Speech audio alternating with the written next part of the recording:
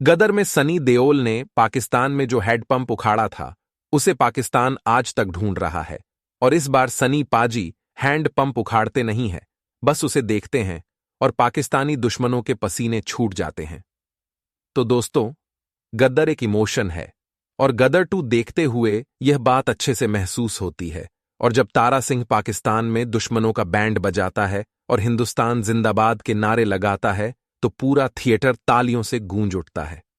तो दोस्तों, आज हम एक्सप्लेन करने वाले हैं गदर 2 मूवी को। तो वीडियो को शुरू करते हैं, और अगर वीडियो अच्छा लगे तो वीडियो के लाइक जरूर कीजिएगा, और इसी तरह के वीडियोस पाने के लिए आप हमारे इस चैनल को सब्सक्राइब कीजिएगा, ताकि आप किसी तरह की लेटेस्ट और फ्रेश कॉन्टेंट मिलते रहे। तो सबसे पहले तो मैं आपको गदर फिल्म का एक छोटा सा रिकैप बता देता हूं। हाँ, आपने वो फिल्म जरूर देखी है, लेकिन यहां पर पुरानी यादें ताज़ा करना जरूरी है। तो फिल्म गदर बंटवारे के दौर की कहानी थी। फिल्म का गुणसूत्र ये था कि बंटवारे के दंगा फसाद में अपने परिवार से बिछड़ी एक मुस्लिम लड़की स्कीना हमलावरों का शिकार होने ही वाली होती है कि तभी एक ट्रक ड्राइवर तारा सिंह उसे आकर बचा लेता है, और वहीं पर उसकी मांग भरकर उसे पत्नी भी बना लेता है। दोनों का एक प्यारा सा बेटा भी होता है, जिसका नाम जीते होता है। तारा सिंह अपनी पत्नी को पाकिस्तान से वापस लाने की जद्दोजहद करता है, और वहीं तारा सिंह अपने प्रेम की ताकत के रूप में सामने दिखता है। लेकिन इस बार कहानी 1951 के भारत पाकिस्तान युद्ध से ठीक पहले की है। सकीना के पिता अशरफ अली को तारा सिंह की मदद करने के आरोप में फांसी दी जा चुकी है, और ये बात सकीना को भी मालूम है। और इस फांसी के पीछे सबसे बड़ा हाथ था हामिद इकबाल का, जो कि अब पाकिस्तान का जनरल बन चुका है, और वो हिंदुस्तान से बहुत ज्यादा नफरत करता है, और उससे कहीं ज्यादा तारा सिंह से। जिसके बाद सीन पठानकोट में शिफ्ट होता है, जहां पर कि हम सनी पाजी मतलब कि तारा सिंह को देख पाते हैं। तारा सिंह अब अपने ट्रकों से आर्मी के कुछ सामानों को ले जाने लाने का काम करता है।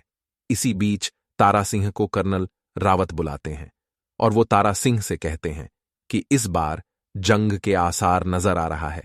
उन्हें ऐसा लग रहा है कि इस बार जंग होकर ही रहेंगी, और इसलिए वह पहले से तैयार रहना चाहते हैं। इसलिए वो तारा सिंह से गुजारिश करते हैं कि उन्हें बहुत सारे ट्रकों की जरूरत पड़ सकती है। तब तारा सिंह उनसे कहता है कि वो हिंदुस्तान के लिए हमेशा तैयार रहेगा। अब अगले सीन में तारा सिंह के घर के सीन को दिखाया जाता है, जहां पर कि हम तारा सिंह की पूरी फैमिली को देख पाते हैं, जहां पर कि उसकी पत्नी सकीना और उसका बेटा जीते हैं। जीते का पढ़ाई में मन बिल्कुल भी नहीं लगता है। उसे तो एक एक्टर बनना है, लेकिन तारा सिंह ये नहीं चाहते हैं कि उसका बेटा एक्टर बने, बल्कि वो तो चाहते हैं कि उसका बेटा पढ़ाई करके अफसर बने। यहां पर जीते एक बाइक की डिमांड करता है, लेकिन तारा सिंह उससे साफ मना कर देते हैं। इस बात से जीते नाराज हो जाता है और उनसे बात नहीं करता है, जिसकी वजह से तारा सिंह को बहुत ज्यादा बुरा लगता है। तो वो एक दिन उसके जन्मदिन पर उसे एक बाइक गिफ्ट कर देता है, जो देखकर जीते को बहुत ज्यादा अच्छा लगा था। उस दिन के बाद तारा सिंह फिर से जीते को समझाता है। वो उससे कहते हैं कि मैं नहीं चाहता कि तू भी मेरी तरह ड्राइवर बने। तारा सिंह और सकीना अपने बेटे जीते को बहुत ज्यादा चाहते हैं, उसकी हर एक इच्छा को पूरी भी करते हैं। वह बात कर ही रहे थे कि तभी कर्नल रावत का तारा सिंह के पास कॉल आता है। कर्नल रावत तारा सिंह को बताते हैं कि दुश्मनों ने हमारे ऊपर हमला कर दिया है, और वो बहुत ही तेजी से आगे भी बढ़ रहे हैं, और आगे जो हमारे सोल्जर्स हैं उनके पास असलहा बारूद खत्म होने वाले हैं। तो हमें ट्रकों के द्वारा असलहा बारूद को उन सोल्जर्स तक पहुंचाना है। लेकिन अभी भी एक सोल्जर को तारा सिंह के ऊपर डाउट था कि आखिर तारा सिंह ये काम कर पाएगा या फिर नहीं। तब तारा सिंह उससे कहते हैं कि दुश्मन से पूछना कि आखिर तारा सिंह कौन है। तब तारा सिंह अपने साथियों के साथ मिलकर ट्रक के द्वारा सोल्जरों तक असलहा बारूद पहुंचाने लगता है। लेकिन यहां पर दुश्मन उन ट्रकों को रोकने की कोशिश भी करते हैं, जिसकी वजह से कई सारे ट्रक जो है वो सोल्जरों तक नहीं पहुंच पाते। लेकिन तारा सिंह का ट्रक जो है वो सोल्जरों तक पहुंच जाता है। वो उन्हें असलहा बारूद डिलीवर करता है, और साथ ही इस जंग में हिस्सा भी लेता है। तारा सिंह देखता है कि दुश्मन हमारे सोल्जरों के ऊपर पूरी तरह से हावी है। तारा सिंह उन दुश्मनों के ऊपर भूखे शेर की तरह टूट पड़ता है, और उन सभी लोगों को बेरहमी से मार देता है, और इस तरह से हमारे सोल्जर्स आगे बढ़ने लगते हैं। लेकिन दरअसल में यह पाकिस्तान की चाल थी। जैसे ही हमारे सोल्जर्स आगे बढ़ते हैं तो वो हमारे ऊपर एक जोरदार हमला करते हैं, जिसकी वजह से ढेर सारे सैनिक मारे जाते हैं और जो तारा सिंह के साथ गए थे उनमें से भी बहुत सारे लोग मारे जाते हैं। जिसके बाद मालूम चलता है कि इस हमले के दौरान तारा सिंह के साथ उसके कई साथियों को बंधक बना लिया गया है।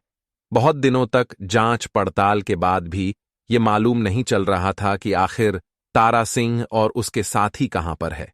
लेकिन कुछ इन्वेस्टिगेशन के बाद मालूम चला है कि तारा सिंह और उसके साथी पाकिस्तान की कोट लखपत जेल में बंद है। और ये बात जब सकीना और जीते को मालूम चली तो उनका बहुत ही ज्यादा बुरा हाल हो गया था, क्योंकि उन्होंने यह कभी भी नहीं सोचा था कि एक दिन तारा सिंह पाकिस्तान की ऐसी जेल में बंद हो जाएगा जहां से उनका वापस आने का कोई भी चांस नहीं है।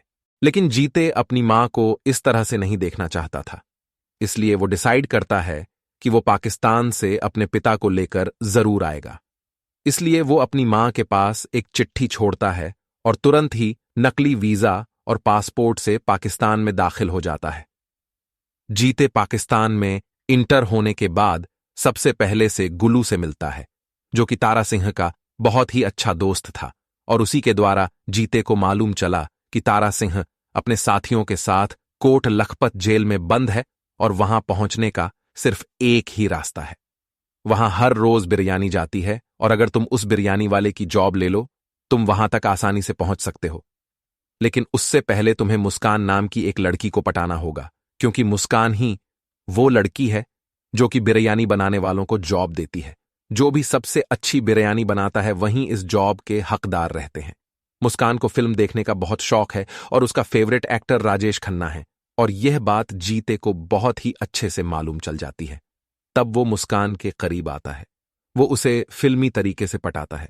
यहां पर मुस्कान को भी कहीं ना कहीं अब जीते बहुत ज्यादा पसंद आने लगा था। लेकिन एक दिन मुस्कान को जीते की सच्चाई मालूम चल जाती है। तब जीते भी यहां पर मुस्कान को सब कुछ सच सच बता देता है। वो उसे बता देता है कि वो कोई आतंकवादी नहीं है, वो बस अपने पिता को यहां से बचाने के लिए आया है। मुस्कान को जीते से प्यार हो गया था, तब यहां पर मुस्कान भी जीते का साथ देती है। कुछ दिनों के बाद ईद थी और सभी कैदियों को बाहर लाकर सिवैया खिलाई जा रही थी। सभी कैदियों को बाहर लाते हैं, लेकिन यहां पर इन कैदियों में तारा सिंह नहीं था। ये देखकर जीते को बहुत अजीब लगा। तभी उसे मालूम चला कि एक कैदी जो है वो अंदर जेल में है, क्योंकि वो बहुत उत्पाद मचा रहा था। तब यहां पर जीते किसी तरह से उस जेल में पहुंच तो जाता है, लेकिन जीते को बाहर जाकर मालूम चलता है कि उस जेल में तारा सिंह नहीं बल्कि कोई और है। लेकिन इसी चक्कर में जीते उन लोगों के हाथ पकड़ा जाता है। वैसे तो कई दिनों से आईएसआई के लोगों की नजर जो है वो जीते पर थी, लेकिन इस बार हमीद इकबाल ने जीते को पकड़ लिया था। हमीद इकबाल यहां पर जीते को बुरी तरह से मारता है और उससे कहता है कि अब तू यहां पर मरेगा और तेरा बाप भी मरेगा। हमीद इकबाल जीते को बोलता है कि तेरा बाप तो यहां पर नहीं है, लेकिन तेरे यहां पर होने के कारण उसे तो यहां पर आना ही होगा। तब जीते उससे कहता है कि ये दुआ करना कि मेरा बाप यहां पर ना आए, क्योंकि अगर वो यहां पर आ गया ना और उसने मुझे इस हालत में देख लिया तो वो तेरे इतने चिथड़े करेगा कि पूरा पाकिस्तान नहीं गिन पाएगा। जिसके बाद सीन शिफ्ट होता है पठानकोट में, जहां पर की सकीना तारा सिंह की तरफ दौड़ रही थी। यहां पर हमें मालूम चलता है कि तारा सिंह वापस आ चुका है और तारा सिंह बताता है कि जंग के दौरान वो दुश्मनों के हाथ नहीं पकड़ा गया था, बल्कि वो तो बेहोशी की हालत में नदी से कहीं दूर निकल गया था। वहां के कुछ लोग उसे हॉस्पिटल ले गए, लेकिन वो बहुत दिनों तक कोमा में रहा और जब उसे होश आया तो वो यहां पर आ गया। जिसके बाद तारा सिंह को सकीना के से मालूम चलता है कि जीते पाकिस्तान में है। सकीना तारा सिंह को सब कुछ बता देती है। ये सुनने के बाद तारा सिंह पूरी तरह से बौखला जाता है। उसे मालूम है कि वहां के लोग किस तरह से उसके साथ बर्ताव करेंगे। तब तारा सिंह डिसाइड करता है कि वो अपने बेटे जीते को पाकिस्तान से लेकर जरूर आएगा और अगले ही दिन अपने सफर की तरफ निकल पड़ता है। जीते वहां से जो चिट्ठियां भेजता था वो सारी चिट्ठियां यहां पर तारा सिंह के पास थीं और वो सारे चिट्ठियों को पढ़ रहा था। और फिर कुछ समय के बाद तारा सिंह जो है वो लाहौर में इंटर हो जाता है। जब तारा सिंह पाकिस्तान पहुंचता है तो वह देखता है कि यहां पर तो अलग ही माहौल बना हुआ है। यहां पर हिंदुस्तान के मुर्दाबाद के नारे लगाए जा रहे थे। दूसरी तरफ हम देखते हैं कि हामिद इकबाल ने जीते को पब्लिक के सामने रख दिया था वो पूरी पब्लिक के सामने उसे देशद्रोही घोषित कर देता। पाकिस्तानी पब्लिक के बीच में हामिद इकबाल ने उन लोगों के अंदर बहुत ज्यादा नफरत पैदा कर दी थी। जीते को लेकर तब सभी लोग चाहते थे कि अब जीते को फांसी हो, इसलिए जीते को यहां पर एक तोप से बांध दिया जाता है। जीते की हालत बहुत ज्यादा खराब थी। तब आखिर में जीते हामिद इकबाल से कहता है कि मरते हुए इंसान की आखिरी ख्वाहिश तो जरूर पूरी करते हैं। तब हामिद इकबाल जीते से पूछता है कि आखिर तेरी आखिरी ख्वाहिश क्या है। इतना बोलने के बाद यहां पर एंट्री होती है हमारे सनी पाजी, मतलब कि तारा सिंह की। तारा सिंह यहां पर आता है और तुरंत ही हामिद इकबाल से कहता है कि मेरे बेटे को छोड़ दो, तुम्हें मैं चाहिए था तो मैं यहां पर आ गया हूं। लेकिन हामिद इकबाल यहां पर तारा सिंह से उलटी सीधी बातें करता है और अब दोनों को मारने की बात भी कहता है, जिसके बाद हामिद इकबाल इस्लाम के बारे में तारा सिंह से उल्टी सीधी बातें करने लगता है। तब यहां पर तारा सिंह उससे कहता है कि अगर पाकिस्तान के लोगों को हिंदुस्तान जाने का मौका मिले तो आधे से ज्यादा पाकिस्तान खाली हो जाएगा और तुम्हें भीख मांगने के लिए कटोरा भी नहीं मिलेगा। ये बात सुनने के बाद हामिद इकबाल बौखला जाता है और वो तारा सिंह और जीते को मारने का ऑर्डर दे देता है। लेकिन यहां पर तारा सिंह को बहुत गुस्सा आ जाता है और वो सभी को मार गिराता है और अपने बेटे जीते को लेकर यहां से भाग निकलता है। लेकिन अब पाकिस्तानी सोल्जर्स तारा सिंह और जीते के पीछे पड़ जाते हैं। यहां से वो दोनों किसी तरह से भाग तो निकलते हैं, लेकिन अभी भी वो उनका पीछा कर रहे थे। तब यहां पर तारा सिंह गुस्से में सभी के सामने आता है और उन सभी को मार गिराता है, क्योंकि तारा सिंह अपने आप में एक आर्मी है। कुछ टुकड़ियों को तारा सिंह इतनी बेरहमी से मारता है कि कुछ लोग तो तारा सिंह को देखकर ही वहां से भाग निकलते हैं, क्योंकि तारा सिंह का यह रूप पूरी तरह से गदर मचा देता है। तारा सिंह का पूरा ध्यान दुश्मनों से लड़ने में था। वहां दूसरी तरफ कुछ लोगों ने यहां पर जीते को पकड़ लिया था, पर जीते यहां पर उनसे जैसे तैसे फाइट करके उनसे दूर भाग निकलता है, लेकिन वो तारा सिंह से भी अब दूर हो जाता है। लेकिन अब तारा सिंह को जीते की चिंता होने लगी थी, क्योंकि उसे ऐसा लग रहा था कि शायद उन लोगों ने जीते को फिर से पकड़ लिया है। तब तारा सिंह गली गली जाकर अपने बेटे जीते को ढूंढने लगता है। दूसरी तरफ हम देखते हैं मुस्कान को, जिसके पास हामिद इकबाल आया था, और यहां पर हमें मालूम चलता है कि दरअसल मैं मुस्कान के परिवार वालों को हामिद इकबाल ने गन पॉइंट पर रखकर जीते के बारे में बहुत सारी उलटी सीधी अफवाहें उड़वा दी थीं और एक कागज पर मुस्कान के साइन भी ले लिए थे, जिसकी वजह से अब दोनों बाप बेटे जो है वो वांटेड बन जाते हैं। लेकिन मुस्कान की फैमिली चाहती है कि यहां पर जीते और मुस्कान दोनों एक हो जाए, और वो तारा सिंह की भी मदद करने के लिए मान जाते हैं, क्योंकि उन्हें मालूम चल गया था कि जीते और तारा सिंह बिल्कुल सही है। मुस्कान के फैमिली वाले मुस्कान सहित जीते और तारा सिंह को एक खुफिया रास्ते के द्वारा हिंदुस्तान भेजने का प्लान बनाने लगते हैं। लेकिन यह बात कहीं ना कहीं हामिद इकबाल को पता चल जाती है, और जिसके बाद हामिद इकबाल तारा सिंह, मुस्कान और जीते को पकड़ लेता है। वो उन्हें बॉर्डर के पास ले जाता है और यहां पर वो उन्हें बुरी तरह से मार रहा था, जिसके बाद हामिद इकबाल तारा सिंह के पास जाता है और तलवार की नोक पर वो उससे कहलवाता है कि हिंदुस्तान मुर्दाबाद के नारे लगाए। तब तारा सिंह हामिद इकबाल से कहता है कि अगर मैं यह बात कह भी दूं तब भी हमारा हिंदुस्तान हमेशा जिंदाबाद रहेगा, और साथ ही तारा सिंह हामिद इकबाल से ये बात भी कहता है कि अगर तुम सारे पाकिस्तानी मिलकर भी हिंदुस्तान मुर्दाबाद के नारे लगाओगे ना, तब भी ये बात सिर्फ बॉर्डर तक पहुंच पाएगी, लेकिन अगर सारे हिंदुस्तानी ने मिलकर हिंदुस्तान जिंदाबाद के नारे लगा दिए तो पूरा पाकिस्तान फट जाएगा। ये बात सुनने के बाद हामिद इकबाल सभी को मारने की कोशिश करने लगता है, लेकिन तभी तारा सिंह जो है वो गदर मोड़ पे आ जाता है और सभी के चीथड़े उड़ाना शुरू कर देता है। वो यहां पर उन सभी लोगों को बेरहमी से मारना शुरू कर देता है। हामिद इकबाल के पास पूरी की पूरी आर्मी थी, लेकिन हमारे पास तारा सिंह था, जो कि किसी आर्मी से कम नहीं था। तारा सिंह के साथ जो साथी थे वो भी यहां पर बंधक थे, तो तारा सिंह उन्हें उनके चंगुल से छुड़ा लाता है और एक तोप के द्वारा बॉर्डर की तरफ बढ़ने लगते हैं। लेकिन यहां पर हामिद इकबाल की बहुत सारी तोपें थीं, जिनका सामना तारा सिंह की इकलौती तोप को करना पड़ रहा था। लेकिन यहां पर वो बहुत ही बहादुरी से लड़ते हैं, जिसमें कि तारा सिंह का बेटा जीते और उसके साथी भी उसका साथ देते हैं, और वो हामिद इकबाल के ढेर सारे लोगों को मजा चखा देते हैं। ये एक रनिंग फाइट थी जिसमें कि तोप आगे बढ़ रही थी और वह सभी लोग बॉर्डर की तरफ जा रहे थे।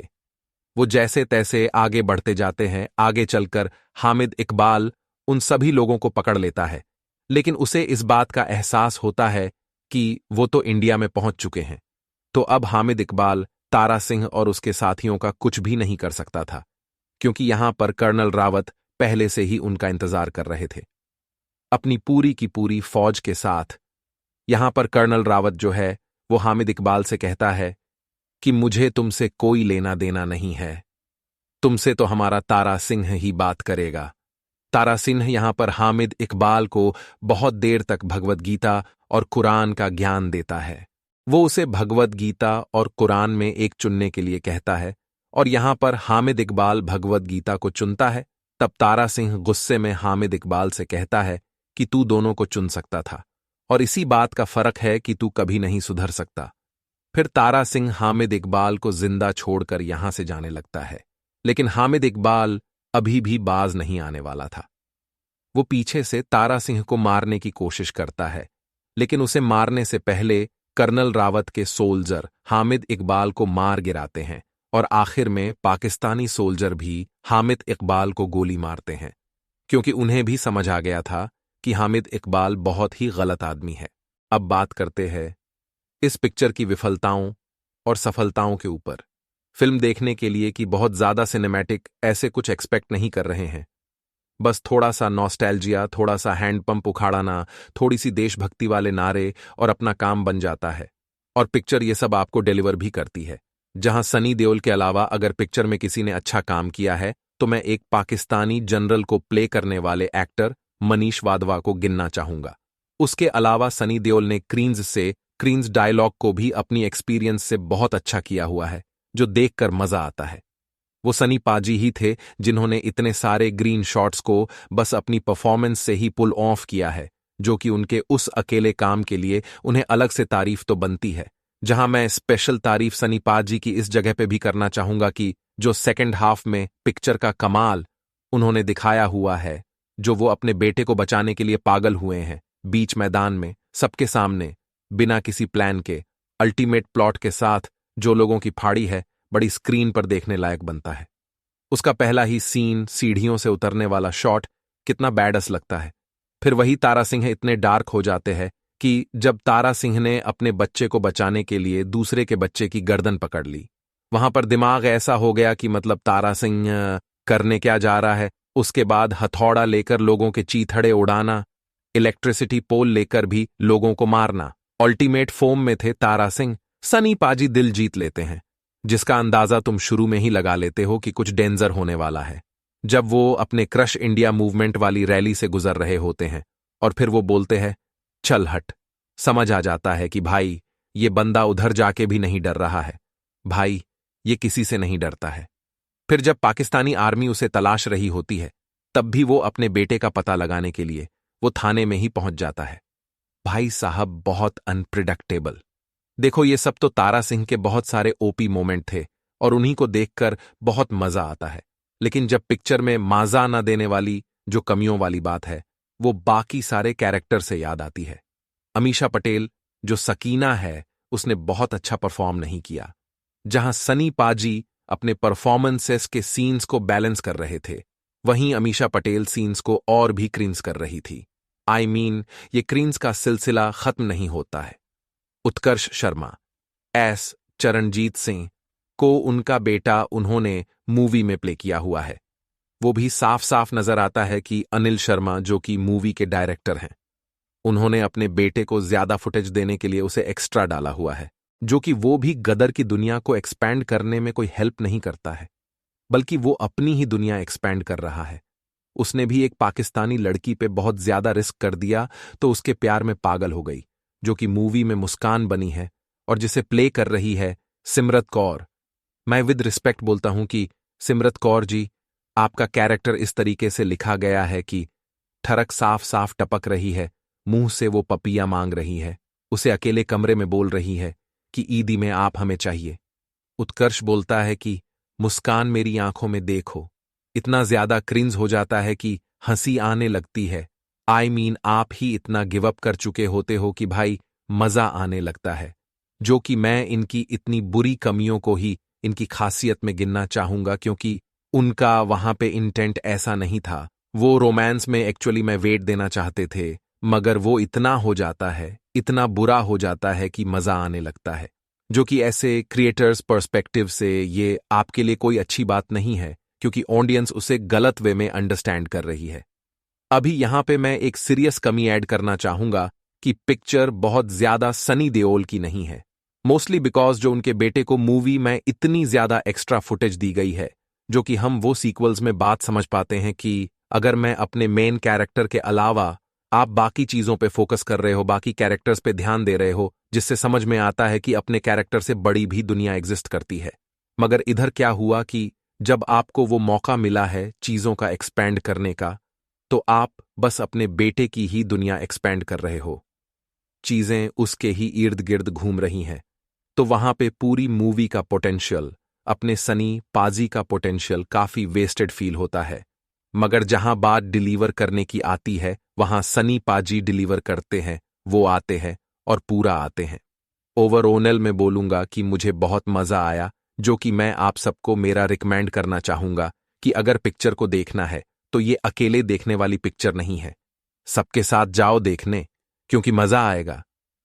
जहां इस पिक्चर का एक अपना अलग सा मजा तो है, जो कि आई नो सबके लिए वो टेस्ट नहीं होगा, मगर हां, मुझे मजा आया। तुम अपने ओपिनियन बताओ। अगर तुमने देख लिया है, तुम्हारा क्या एक्सपीरियंस रहा है, तुम्हें किस चीज का मजा आया, कौन सा सीन क्रीन्स होने के बावजूद भी बहुत ज्यादा मजा दिया, उनके बारे में अपने ओपिनियन जरूर बताना। एंड क्या चीजें नहीं पसंद आई वो भी बताना। तो दोस्तों, उम्मीद करता हूं आपको वीडियो पसंद आई होगी।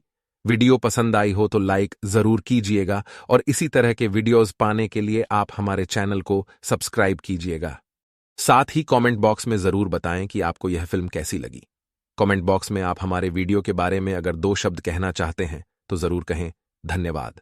जय हिंद, जय भारत, जय श्री राम। हिंदुस्तान जिंदाबाद है, जिंदाबाद था और जिंदाबाद रहेगा।